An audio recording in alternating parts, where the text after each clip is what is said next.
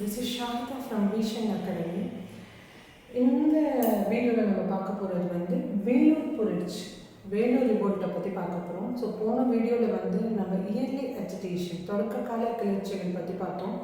அதில் நம்ம என்னென்ன பார்த்தோம்னா போன வீடியோஸில் வந்து பாலைக்கால கிளர்ச்சிகளில் வந்து கட்டபொம்மன், வேலுநாச்சியார், புலிதேவர், தீரன் சின்னமலை எல்லாரையும் பற்றி பார்த்தோம். அதுக்கப்புறம் பார்த்தீங்கன்னா சவுத் இந்தியன் கான்ஃபரன்சி பார்த்தீங்கன்னா மருது பிரதர்ஸ், ஸோ அந்த கான்ஃபரன்சியோட தலைவர்கள், ஸோ அவங்களோட வீழ்ச்சிகள் அதை பற்றிலாம் டிஸ்கஸ் பண்ணோம்.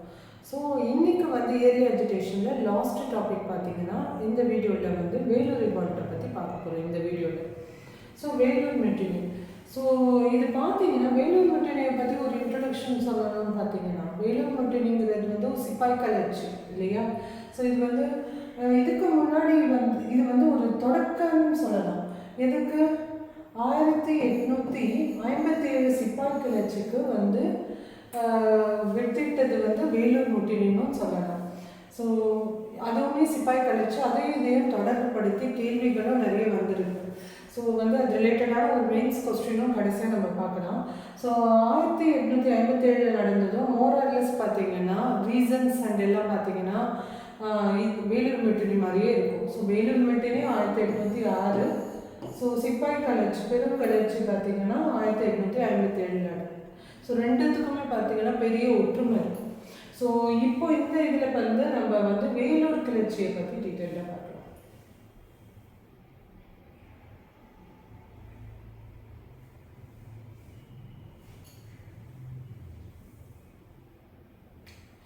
வேலூர் கிளர்ச்சி, ஸோ வேலூர் கிளர்ச்சி பற்றி பார்க்கும்போது so causes of the revolt என்னங்கிறது நம்ம பார்க்கணும். ஸோ புரட்சிக்கான காரணங்கள், ஸோ புரட்சிக்கான காரணங்கள்னு பார்க்கும்போது ஸோ நம்ம பார்த்துருப்போம் ஆங்கிலோ மைசூர் வார் நடந்திருக்கும். ஸோ ஆங்கிலோ மைசூர் வாரில் வந்து மைசூர் சுல்தான்ஸ் வந்து தோல்வி அடைஞ்சிருப்பாங்க. லாஸ்ட் மைசூர் வாரில் வந்து பார்த்தீங்கன்னா திப்பு சுல்தானோட இறப்பு நடந்திருக்கும். ஸோ அதுக்கப்புறம் பார்த்தீங்கன்னா அவங்களோட ஃபேமிலியில் என்ன ஆயிடுச்சு, அங்கே நடந்த திப்பு சுல்தானோட ரொம்ப அவங்களுக்கான விசுவாசமான அமைச்சர்கள் அந்த கோட்ஸில் இருந்தவங்கெல்லாம் என்ன ஆனாங்க அப்படி பார்க்கும்போது ஸோ அவங்க ஃபேமிலியை வந்து எங்கே வந்து வச்சுருப்பாங்க, வேலூர் கோட்டையில் தான் வச்சுருப்பாங்க. ஸோ அவங்களோட விசுவாசிகள் இருக்காங்கல்ல அவங்கெல்லாம் அந்த ரெபல்ஸ்லாம் வந்து என்ன பண்ணியிருப்பாங்க, வேலூரோட சுற்றி தான் வந்து பார்த்திங்கன்னா இடம் பயிற்சிருப்பாங்க. ஸோ அப்படி பார்க்கும்போது ஸோ அந்த இடம் வந்து எந்த மாதிரி பிளேஸ்ன்னு சொல்கிறாங்கன்னா meeting grounds for the rebels அப்படின்னு சொல்கிறாங்க. ஸோ என்னன்னு சொல்கிறாங்க, meeting grounds for rebels, so புரட்சியாளர்களின் மைய இடமாக இருந்தது அப்படின்னு சொல்கிறாங்க. ஸோ இதில் இது ஒரு முக்கியமான இடம். ஏன்னா கிளர்ச்சியாளர்கள்லாம் ஒரே இடத்துல இருக்கும்போது கிளர்ச்சி வந்து ஆப்வியஸ்லி வெடிக்க தானே செய்யும். ஸோ அடுத்ததான் பார்க்கும்போது introducing new turbans by company. So new turban, இதை என்ன டர்பன்னு சொல்லுவாங்கன்னா ஆக்னியூ டர்பன் சொல்லுவாங்க. ஓகேவா, ஸோ ஆக்னியூ டர்பன் சொல்லுவாங்க. ஸோ இந்த வந்து இதுவுமே பார்த்தீங்கன்னா இந்த புரட்சிக்கான காரணங்கள்னு சொல்லலாம். ஸோ அதை பற்றி நம்ம டீட்டெயிலாக அடுத்ததில் பார்க்கலாம். ஸோ வந்து அடுத்ததாக பார்க்க போதுன்னா resistance of Vellore rebels. So வேலூரில் வந்து இந்த படை வீரர்கள் இருக்காங்க இல்லையா, வேலூரில் வந்து பிரிட்டிஷ் படை வீரர்கள் இருக்காங்க. ஸோ அவங்களோட எதிர்ப்புமே பார்த்தீங்கன்னா பிரிட்டிஷ் மேலே இருக்கிற கோபம், அந்த எதிர்ப்புமே பார்த்தீங்கன்னா இந்த கிளர்ச்சிக்கான முக்கிய காரணங்களாக நம்ம பார்க்கலாம். ஸோ இதை பற்றி இன்னும் கொஞ்சம் டீட்டெயிலாக பார்க்கலாம்.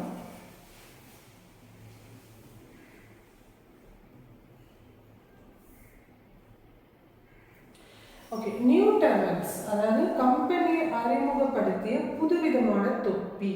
ஸோ புதுவிதமான தொப்பியை பற்றி பார்க்கும்போது under the guidance of John Grado. ஓகேவா, ஜான் கிராடோ இவர் யாருன்னா இவரை பற்றி நம்ம பார்க்கணும். ஸோ ஜான் கிராடோ வந்து என்ன பண்ணியிருப்பாரு, is the commander of chief of Chennai province, Chennai மாகாணத்தின் கமாண்டர்னு சொல்கிறாங்க. ஸோ இவரோட கைடன்ஸில் தான் வந்து ஜென்ரல் ஆக்னியூ இதுதான் ஆக்னியூ டர்பன் சொன்னோம். So introduce new model of turban வந்து இன்ட்ரடியூஸ் பண்ணார்.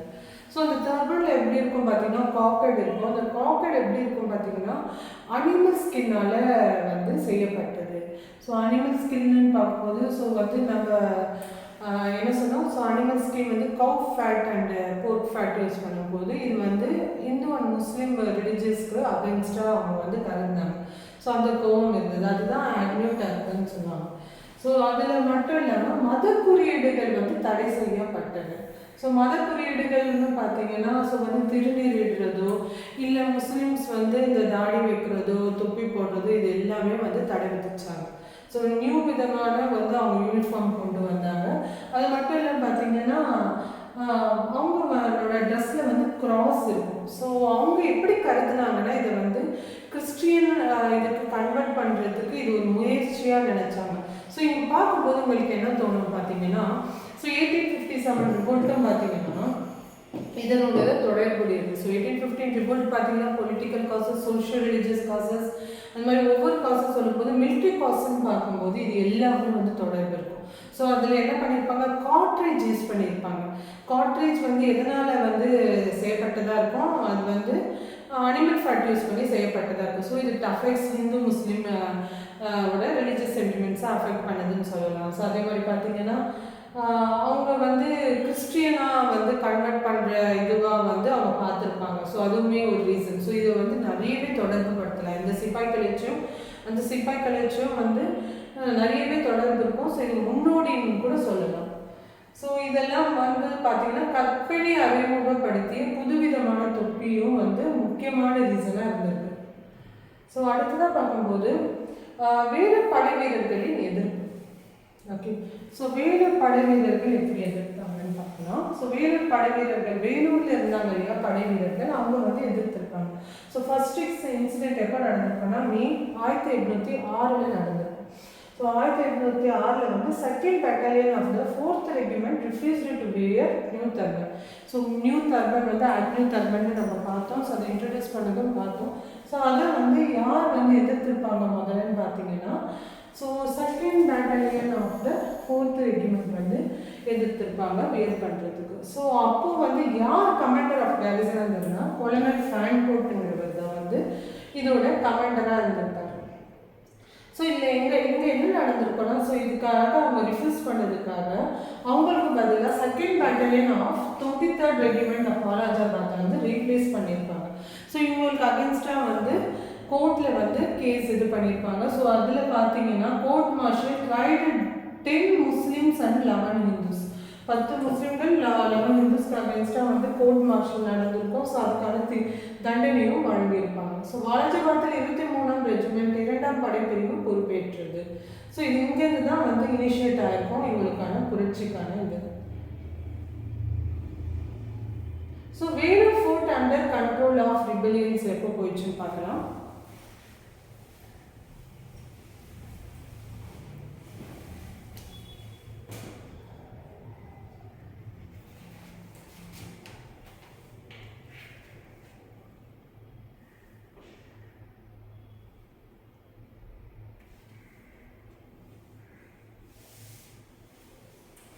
So Vellore fort under control of rebellions புரட்சியாளர்கள் கட்டுப்பாட்டில் கோட்டை எப்போ வந்தது பார்த்தீங்கன்னா இந்தியன் ஆஃபீஸர் அப்போ டியூட்டியாக யார் இருந்திருப்பாரு. ஸோ அங்கத்திய படைக்கு இந்தியன் ஆஃபீஸர் ஒருத்தர் டியூட்டியாக இருந்திருப்பாரு. அவர் யார் பார்த்தீங்கன்னா ஜமேதார் ஷேக் ஹாசிம். ஓகே, ஜமேதார் ஷேக் ஹாசிம். ஸோ ஜமேதார் ஷேக் ஹாசிம்ங்கிறது தான் வந்து அதுக்கோட தலைமை தாங்கியிருப்பார். ஸோ வந்து அதே மாதிரி ஜமாலுதீன் வந்து one of the 12 princes of Tipu Sultan. இவர் தான் வந்து இதோட பிரெயின்னே சொல்லலாம். இந்த புரட்சிக்கான பிரெயினே யார் சொல்லலாம் வந்து ஜமாலுதீன். ஸோ இவர் என்ன பண்ணியிருப்பாரு, எல்லாரையும் பிரெயின் வாஷ் பண்ணியிருப்பார். நம்ம புரட்சி பண்ணால் நம்மளால் ஜெயிக்க முடியும், திருப்பியும் நம்மளோட இதுவை காப்பாற்ற முடியும் அப்படின்னு வந்து இங்கே இருக்கிற சிப்பாய்களை வந்து பிரெயின் வாஷ் பண்ணியிருப்பாரு. ஸோ இதுக்கு முக்கியமான பிரெயின் யாருன்னு சொன்னால் ஜமாலுதீன் சொல்லலாம். ஸோ ஜமேதார் ஷேக் ஹாசிம்ங்கிறவர் வந்து ஒரு இந்தியன் ஆஃபீஸர். அவருமே வந்து இந்த புரட்சியை சைலண்டாக பார்த்தாரு. இவரோட சப்போர்ட்டும் இல்லாமல் இது நடந்திருக்காரு. ஸோ என்னைக்கு வந்து இந்த புரட்சி ஆரம்பிச்சது அப்படின்னு கேட்டிங்கன்னா 10th July 1806 வந்து ஆரம்பித்தாங்க. So Indian sepoys of the 1st and 23rd Regiment தான் பார்த்தீங்கன்னா இந்த புரட்சியை வந்து ஆரம்பிச்சிருப்பாங்க. ஸோ அதிகாலை முதல் மற்றும் 23ஆம் படைப்பிரிவுகளின் புரட்சியில் இறங்கின. ஸோ இதில் என்ன பண்ணியிருப்பாங்க பார்த்தீங்கன்னா புரட்சி வந்து நடக்குது. புரட்சி வந்து ரொம்ப பார்த்தீங்கன்னா ஒரு சினிமாட்டிக்காக நடந்திருக்கும். எப்படின்னா வந்து பல இந்த வீரர்கள் வந்து அந்த முகாம் இருக்கு இல்லையா, முகாமில் வந்து வெளியில் வந்து எல்லா பிரிட்டிஷ் அஃபிஷியல்ஸும் சுட்டு கொண்டு இருப்பாங்க. கண்ணில் பட்டவங்களாம் சுட்டு கொண்டு இருப்பாங்க. எல்லா முகாமும் பார்த்தீங்கன்னா ஃபயரிங் நெருப்பு வச்சுருப்பாங்க. ஸோ ஒரு பயங்கர சினிமாட்டிக்காக நடந்திருக்கும். ஸோ ஸோ அந்த அளவுக்கு வந்து ஒரு பயங்கர இதுவோட தான் இறங்கியிருப்பாங்க, பிளான்டோட தான் இறங்கியிருப்பாங்க. ஸோ இருந்தாலுமே ப்ராப்பராக பிளான் பண்ணலைன்னு சொல்லலாம். ஸோ இதில் பார்த்தீங்கன்னா எண்டில் என்ன பண்ணியிருப்பாங்கன்னா, இங்கே யாரை ஃபத்தேஹ் ஹைதர், திப்பு சுல்தானோட எல்டர் சன். ஸோ அவரோட சன்ஸில் பார்த்தீங்கன்னா அவரோட எல்டர் சன்னை வந்து என்னன்னு சொல்லியிருப்பாங்க, நியூ ரூலராக ப்ரொக்ளைம் பண்ணியிருப்பாங்க. அதே மாதிரி டைகர் ஃப்ளாக், மைசூர் சுல்தான்ஸோட ஃப்ளாக் டைகர் ஃப்ளாகை தான் வந்து போஸ்ட் பண்ணியிருப்பாங்க. ஓகே, ஸோ இன்னைக்கு இந்த நாள் வந்து ஏன் வந்து பிரிட்டிஷ் வந்து ரொம்ப கேர்ஃபுல் இதுவாக இருந்திருப்பாங்கன்னா, ஸோ இன்னைக்கு வந்து பார்த்தீங்கன்னா திப்பு சுல்தானோட மகள் அவங்களோட மகளுக்கான கல்யாணம் நடந்துட்டு இருக்கும். ஸோ அதில் வந்து எல்லாம் இருக்காங்க அப்படின்னு நினச்சிருப்பாங்க. ஸோ அப்படி பார்க்கும்போது வந்து இங்கே பார்த்தீங்கன்னா அது ஒரு பெரிய பிளானாகவே இருந்திருக்கும் புரட்சிக்காக. ஸோ ஃபத்தேஹ் ஹைதர் புதிய மன்னராக பிரகடனம் செய்து புலிக்கொடியை கோட்டையில் ஏற்றினர் அப்படிங்கிறது பார்க்குறோம். ஸோ அடுத்ததான் வந்து புரட்சியின் பின்விளைவுகள். ஸோ புரட்சியின் பின்விளைவுகள் பார்க்கறதுக்கு முன்னாடி நம்ம சில விஷயங்கள் பார்க்கணும். இந்த புரட்சி வந்து எப்படி ஸ்டார்ட் ஆயிருக்கும்னு பார்க்கலாம். ஸோ வந்து ஃபர்ஸ்ட் பார்த்தீங்கன்னா மேஜர்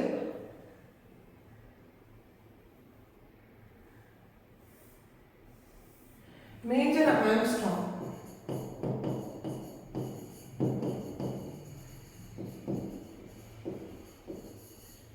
ஸோ மேஜர் ஆம்ஸ்ட்ராங்கிறவர் யாருன்னா, இவர் தான் வந்து ஃபஸ்ட்டு வந்து இந்த சவுண்டை கேட்டிருக்காரு. ஸோ புரட்சி வெடிக்குது, அங்கே பல பேர் வந்து சாவுறாங்க, ஸோ எல்லா பக்கம் கன்ஷூட் நடக்குது. இந்த சவுண்டை ஃபஸ்ட்டு கேட்டவர் யாருன்னா மேஜர் ஆம்ஸ்ட்ராங். அடுத்ததாக பார்க்கும்போது மேஜர் கூட்ஸ்.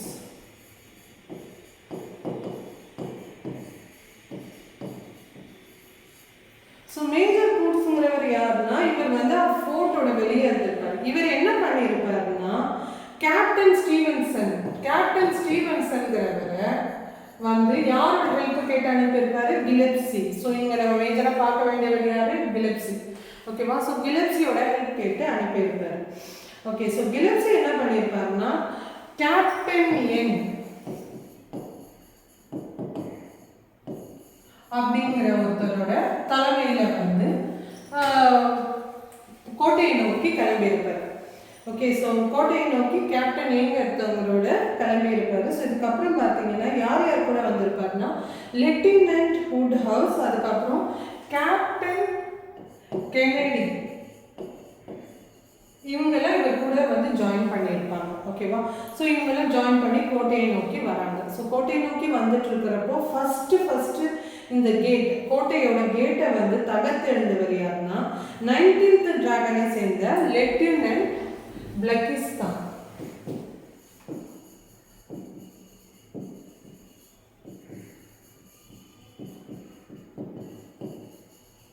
லெப்டினன்ட் பிளக்கிஸ்தான்ங்கிறவர் தான் இதை வந்து தகர்த்திருப்பாரு. ஸோ இதை தகர்த்த பிறகு ஸோ கோட்டைக்குள்ளே போகிறாங்க. ஸோ கோட்டைக்குள்ளே போய் வந்து 15 minutesலேயே வந்து மேஜர் ஜெலப்சி என்ன பண்ணியிருப்பாருன்னா கோட்டையை கண்ட்ரோலில் கொண்டு வந்திருப்பாரு.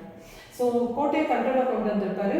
ஸோ இதுக்கப்புறம் இதோட பின்வெளிகள் எப்படி இருந்திருக்கும் பார்த்தீங்கன்னா, காலனல் ஜெலப்சி வந்து 7000 பகாடாஸ் வந்து இவருக்கு ரிவார்ட் பண்ணியிருப்பாங்க. 7000 பகாடாஸ் இவருக்கு ரிவார்ட் பண்ணியிருப்பாங்க. அதே மாதிரி பார்த்தீங்கன்னா ஜான் கிராடாக், ஜெனரல் ஆக்னி, இவங்க எங்கே பார்த்தோம், ஸோ இவங்க தான் chief of the Chennai province, Chennai மாகாணத்தின் சீஃப் ஆஃப் கிராடாக். ஸோ அதுக்கப்புறம் ஆக்னி, இவங்களோட இதில் தான் வந்து மிலிட்ரிக்கான இது கொண்டு வந்திருப்பாங்க. ஸோ இவங்களை வந்து ரிமூவ் ஃப்ரம் த ஆஃபீஸ், அவங்க பதவியே பறிக்கப்பட்டது. வில்லியம் பென்டிக் அப்போ என்னவா கவர்னராக இருந்திருக்காரு. ஸோ இவங்களோட பதவிகள்லாம் இதோட விளைவுகளாக வந்து பறிக்கப்பட்டிருக்கும். அடுத்ததாக பார்க்கும்போது மைசூர் பிரின்ஸ்லாம் என்ன பண்ணியிருப்பாங்க, ஸோ இந்த விளைவுகளோட இதுவாக வந்து என்ன பண்ணியிருப்பாங்க, அவங்கள வந்து கல்கத்தாவுக்கு நாடு கடத்திருப்பாங்க. ஸோ கல்கத்தாவுக்கு அனுப்பியிருப்பாங்க. ஏன்னா இங்கே இருந்தாலும் திருப்பி புரட்சி வெடிக்கும் அப்படிங்கிற ஒரு ரீசனுக்காக அவங்கள நாடு கடத்திருப்பாங்க. ஸோ இதில் முக்கியமாக நம்ம பார்க்க வேண்டியது யாருன்னு பார்த்தீங்கன்னா கொலனல் மெரியார்ட்.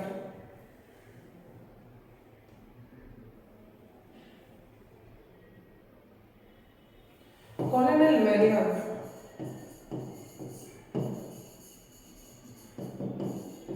இவர் யார் பார்த்தீங்கன்னா, கொலனல் கிலெப்சி வந்து தடுத்துட்டு உள்ள வராரு இல்லையா, அப்போ வந்து திப்பு சுல்தானோட சன்ஸை வந்து கொல்ல போகும்போது அதை தடுத்து அவங்க உயிரை காப்பாற்றினவர் யாருன்னா கொலனல் மெரியார்ட்ங்கிறது தான் காப்பாற்றிருப்பாரு. ஸோ இதுதான் வந்து வேலூர் ரிவால்ட். ஸோ வேலூர் ரிவால்ட்டோட பின்விளைவுகள் என்னென்னு பார்த்தோம். ஸோ அடுத்ததாக வந்து இதுக்கான ஃபெயிலியர் ஆனதுக்கான ரீசனை பார்க்கலாம்.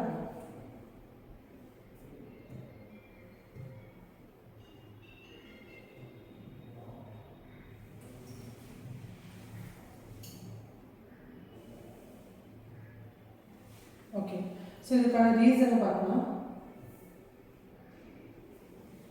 கலகத்தின் தோல்விக்கான காரணம், causes for the failure of the revolt. இந்த ரிவோல்ட் தோல்வி அடைந்ததுக்கான காரணம் என்னன்னு சொன்னோம்னா no proper leadership. So leadership வந்து இங்கே சரியா இல்லை. ஸோ லீடர்ஷிப்புங்கிறது என்னென்னா ஒரு ப்ராப்பர் பிளான் பண்ணாங்களே தவிர ஒரு ப்ராப்பராக ஒரு லீடரை வச்சு அவங்க மெயின்டைன் பண்ணலை. ஸோ அது வந்து ஒரு முக்கியமான ரீசன் தோல்விக்கு.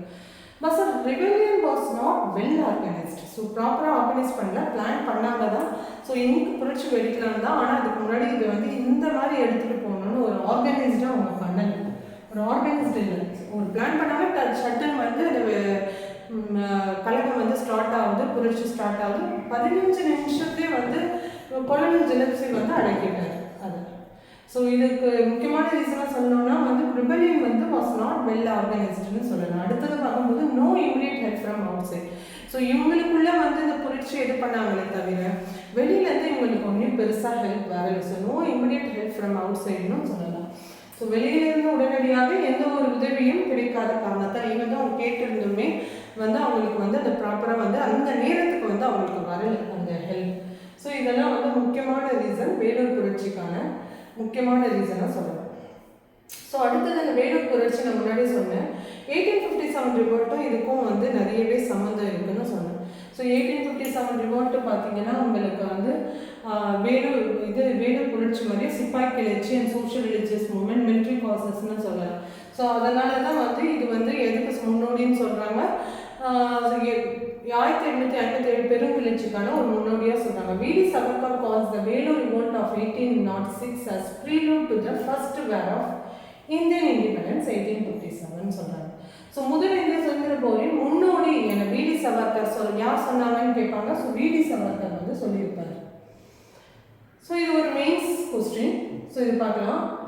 பார்த்தீங்கன்னா மெயின்ஸ் கொஸ்டின் பார்க்கும்போது 1806 பார்த்தீங்கன்னா வேலூர் கழகமானது வந்து 1857 சிப்பாய் கழகத்தின் முன்னோடி அப்படின்னு வந்து நியாயப்படுத்துகன்னு கேட்டிருந்தாங்க. ஸோ இந்த பற்றி நம்ம பார்க்கும்போது நான் ஃபஸ்ட்டே சொல்லியிருக்கேன் இந்த கொஸ்டின்னு.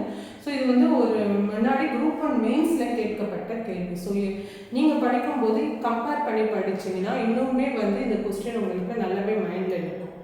ஸோ இதுக்கப்புறம் பார்த்தீங்கன்னா இந்த டாபிக்ஸ் ரிலேட்டடான PYQs நம்ம அடுத்த வீடியோஸில் பார்க்கலாம். ஸோ அடுத்து வந்து இன்னொரு நியூ டாப்பிக்கோடு நம்ம மீட் பண்ணலாம். Okay, thank you.